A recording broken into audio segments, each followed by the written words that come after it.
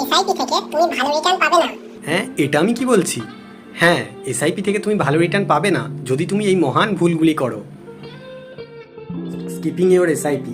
তুমি এসআইপি তো শুরু করে দিলে, এরপরে যখন যখন তোমার টাকার দরকার পড়লো তুমি একটা এসআইপি স্কিপ করে সেই টাকাটা ব্যবহার করে নিলে। এটা সবসময় না করার চেষ্টা করবে, কারণ তুমি যদি 10,000 টাকার এসআইপি 15 বছরের জন্য করো, তাহলে 15 বছরের শেষে দেখা যাবে তোমার টোটাল যা করপাস হচ্ছে, এবং বছরে যদি তুমি একটি করে এসআইপি স্কিপ করতে, তাহলে অ্যাবসলিউট রিটার্নে 10 to 12% তোমার লস হতো। Not opting step up SIP. প্রতি বছর তোমার স্যালারি তো বাড়ছে, কিন্তু এসআইপি বাড়ানোর জায়গায় তুমি ইএমআই বাড়িয়ে দিচ্ছ।